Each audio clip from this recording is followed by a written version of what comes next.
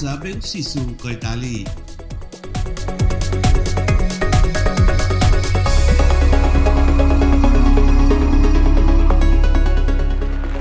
Yung fanga fata pula ki atamu oku fe na marieni ki ko ka te tau fe fala mari me fa to lahi no e weekend go dorbe to hi go tu nang tonga ki ai pa maman lahi kawai ma dol South Auckland ni Islani mau ke nof abigo ki go tu umalo tonga ki ai pa maman lahi ka go fi ki te tau fe go wa fa ko sisu kala si fambe ki te ki ta hoka tu fambe ki fa ta ki lotu no hi nga ta to ka te fi ko ni eli yo to ma fi o ma fa malo ka te ko he ko ma ta mai fa he pani ko Silas hoba nisi hoba salom o tua o ngai kau tau o tua ke hoko maha pule ke whai o whina ngaro I mamani ka waleba o ke toi whoki mai ia ka lai sisu o mau egi pa mo mau whang oi ameni te whai ki whala tarahi no noma me wholofola o tua he whiawhi koe ni a ko hui mau inga o pita o tau tui o wabe ke te whoki mai egi ko sisu ka lai si awe hono kakai Kaki whalatrahi no he whiawhi koe ni o ku me mei he whakatewhito ia I he whakaukau o ku iai ai ongo lelei kia te koe pa moawi a hone.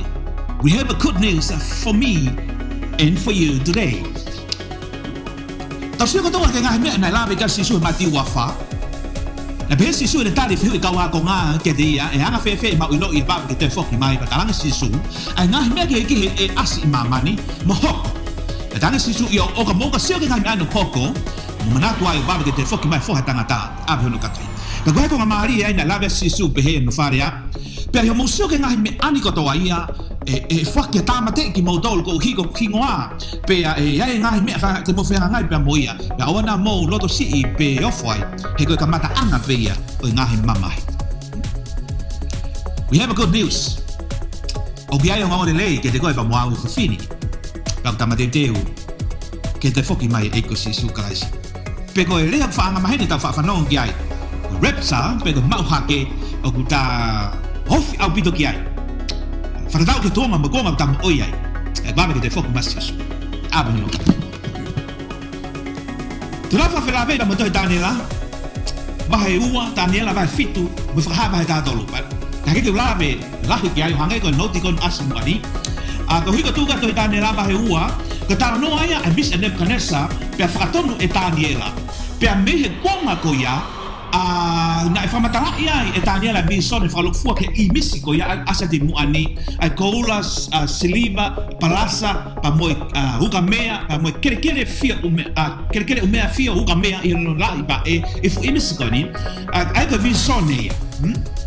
Pedala mai fola na e hoko ifo Daniela bahewa na whako ta mai maka pa me mo ngata I kawai hanima hanga tonu mai peo ta I e whakai ai fuusai niti koe peka fu imis au pe koe viso ne whakalokfua ia mei he konga ko ia wake na taanga o mamani Daniela bahe fitu sio ke mon manu wha Daniela kama mahi ai loto a Daniela to grawe ka noa hai fulahi ai ngahi pa hai me ngai besi ke glau maka tolu Whanu noa ngai tala noa koe ni pa pehe nai asa whamon mane wha koe ni ene whairi fia whamana wahe ka una tala noa taha pe ke visone tatau o hao ke naka anga mamani o kaua me kuonga tamu ui ai au tala mai na mamahe loto a Daniela o ngai peko mamahe Nebuchadnezzar pa nai whatonga te Daniela nai tangata na tu ofi kei pina alwa te a Daniela o wha eke ando hao hinga mon mane wha koe pe whamatala ai e tangata koe ni kia Daniela a hinga mon mane wha koe ia o ha o ke kuonga me tō tangata tamo ui hei. Ko tupe fulahi e fulaholo tamna ke whalato lahi pe kai tatau Bible course pe ka Bible teaching e. I mean, te hoka laki tau tolu e pa me ai ke tohi whakaha ai aku o tau ki baba ke ai bo ki longlonga ai a koe ni ka whaam te whalato lahi ki tau tolu he kau hika mea kum tau mahino I o whatatau ke tau tui ke mahino I me fulawhola o tua ko mea ia te tau tui ki ai monofo ai. Te kohiwa ki whalatalahi whiawhiko ni, o ku wawe ke te whakmasi isu, pia koe ongo leia ke kia te taua o ta off au pito ki ai. Off au pito ki ai. Pa te whatamahe ki guideline ko ni, whaameke te hokat maka ki outline ko ia. I he whiwhini, pa te whatamai mai, te uke ngawe ake a timeline a toi whakaha, ke whatalahi me pori whatalahi te taua, ke ta siwa e wawe ke te whakmasi isu, pa mo time au tamo ui ai. Ka kuanga ni mga taimi siya so egi family friends tawa mo fine mo ya se ta fana ke tau toe te whakasaka hanga ko whanga whakarea mo wini pe ko hono te whakarea taha koe ha ngoi no ia pode fata mai e fai longa kula ko konga de kere si tambo uia pa me kolosi o ha magi konga kono tambo uia ko e ta church age ia pe ko no fare ta ha e fa mata fola e toi fra ba rak ba ua ba tolu o ta no sasi e fitu e sia mai na pe ko e a hiriame konga na time na imama na sisu na ngawe sisu ke in ministry o kaufela o fefela be ai be mosias ma pode fatonga ya honu tababa ke e timeline goina e vai raki vai o vai tolu e vai hono faga vai no nima o kuteki ke ta ki tau waia ke pure au new goia ai frahava ta tolu ai frahava ta tolu ke frahava ta tolu e to hoko ia e taimi pe goia ko great tribulation pe ko honga ia o frama mai e foi tau e fitu e ngau e malo ia te bolo ai na asa ke frahava ta tolu asa ka mon manu e tolu pa me he asa ka mon manu e tolu ngata pa mon manu hak ba me tahi pa mon manu i na asa pe utka lolo ka no gen ka ko nahi highlight dia pa me tana no i bi sone ai na blau ane nai e mo blau ge i fa kau ko hino to fra ha tana no ke me ai tolu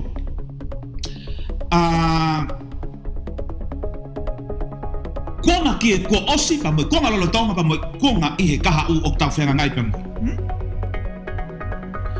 e frahava tolu pa ko vesko ia frahava urak vesna tahiba na fola ai o tua questione che tohi ai ngahi me ani he go hi a beno faria tohi ai ngahi me a go ke mamata ai mo ngahi me a ai pe mo ngahi me a e hako amui tohi ngai me na ke mamata i time ko osi ngai me a ko osi ke tohi ngai me a ko lotonga hoko time ko lotonga ya ke tohi ngai me a hoko amui i ka o time ka ha ko ta ko toi fra na ta noa pe ko vision ke ngai me na osi ngai me e ko lotonga fa fo wai me ngai me a ko unu mai i ka o ke de ka tolo pa ka ta mu a toi fra ko ta ya challenge malo ai otua ke sione ke ne tohi mohiki que famahino que no kakai que now be strong pai faith que now to mateu te wange i tu malohi que now lara fe ngai ba mo ngahi i vendi koia e hoko i to tangata koia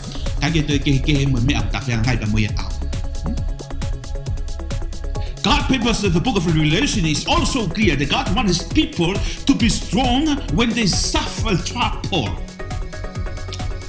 Na ko lawe article ba mo statement ni one of the top is the theology theologia na mari ia ni tala no ke koma ko ni fa felave i ko ngai me ta fa ngai ba mo ia o i kai ko great tribulation ia pe ko ngai fo ma hi tala no ke flo fly to fa ba ta tolu ba ta fa ba ta haua awa ke ba ta fitu mo ho kwa to e be he fa ma ta ko ni pe a fra tau ke tau fala la hef ko ni ko hange pe ni a ta ngai ba mo ya ko tribulation be ko ngai mama pe tau fo pa ko manata ke rea sisu ke ni ka wa ko ko se ke ngai mi anu pa tu e puri anga ngai mate i ngai mak hoko ngai maki lahi e to maki mama ni pe tu ka kai a puri anga lahi ngo tau pa mo me ake ke pa tane sisu ya o te mo mama hi pa te mo ofo ta ko ngai mi anu to abe ka mata anga ia o ngai mama Beheer toch daar niet. It's not a great tribulation. Ke tribulation be. Ke mama be. Pia ko mana tu ia la be ai fola. Ito ta ngai tamu atoi fa. Ke let the people know to be get ready by faith, to be strong by faith. Ke na fe lama e fe ngai. Pia ko fe ngai en to ma ko na bailasi. Amata ke tau kona halo mo tau tolu mo tata kis e tau tuin. Why? Tako na tau be to ta ke lotu ko fi alka nga alupe. No fo pe he ka pe tui he friendly pe mo la ka nga pe mo fatongia. Tami ko hoko mai ngai mahaki ba ngai me na tana no ka fola. To ilo ia ya tangata na alu he tui ma to ngai tui he alu ki he lotu. he ko ha coronavirus ia pa tau kaila ta toria pe au we ko fika no au we ko se tane na we ko tu firi na kala si ku ha u ikai pa te fitanga guideline ko pa ke ta follow what the people directing us, what the Bible talking about it. Te ke ta wa kai pa te fitanga mai ki line go ni kula pa ke highlight tu ki olunga e lan pulu ia vai fa vai nima o tala noa ia ia va te eki ke hoka tau e fitu fa mama he ko pe great tribulation ia ai asia ia vai ta tau vai ta fa ai pure ko ia ai no mama ni te eki ke ta wa tu ke in the middle of the tribulation pe ko konga ko ia e hoko ai me ke fa no tala noa ke repsa pe ko ma hake ha si su ia o ave hono kakai ai asiko he rap sona ka vai fa vesa no tatolu la apostol ko paula ke kai sona ka o i kai ko lo ke mota e ilogin he ka bona pe kia si super te tu e be ne te fucking magi fa fitaula ka kono ka kai lo de ha ko ya he kai ha ya ma ki mamani e ha ya ka fa fitaula ka kai ka te ya papa te fata de lau heni ai ki as ko fa ha vai hono fa ba ves ulaki pe seo azione ko fa ha pe hiri eni neo mamata pe vakai ko whakaaba ai matapa I he langi pe ko uluaki re o aia neo ngoi na hange ko me area o kurea ki te au pe ne pehe mai ki te au hau ki olungani come up ko foi come up ko mo ne ui ke aluhake that's the rapture ko mau hake hoko ia I he mahi hono wha Vai nima vai ono vai fitu vai balu au ke vai ta au vai ta to vai ta fa o ta no ai ko ke ban ke tu filia kala si pe moi a palo fita loi pe moi no ai a ko tau o va ke a mama ni a ko ni na ku vai ko ma ko ni I mu a na glave ai na mention ni au ia fa kau ko ia pe he the coronavirus is like a prada of the 666 Mule hako mai no I'm sorry, I COVID-19. However, ma faila. Kone tamate I mamani, tamate ko te ai tamate lau ngeau, lau imano, lau ikurika. Tamate lau miliona pe coronavirus pe COVID-19. Sa kona fu ma fai. Pe ko mia ke tauka e ui ai ko fu te molo ena pe ko setane ena pe ko fika lai sina kon ha. Sina fu ma fai. O kun hanga ta ofe mara pa puna ko ta be mamani o te fe puna aki holo. Wow. O kun hanga o ta ofe na shoppingi. Ogun hanga tau fe alu aki a kakain. Tau fe family ko o te alu ke family ko e. Tau fe o te ka sia mai ko ke te au, tau fe o te ka pensin ke alu ko. Pe ka pau he ka te ke mau. Ai ngai fra ilonga ai coronavirus. Ha ngai fra ilonga. Pau ke huhu ko. Ko pau ke simi ko test coronavirus. Ko pau ke masi ko. Apa ke ma fe me tolu go ya he ke ngofua ke fa alu loko ke alu ngau alu shopping mo te alu ka feitu wa ngai pure anga go fa malo hi wa ngai business os kapasi pe ka mari ala to weekend ala ke utu na rere o va pe he mai pausa ga dia please sir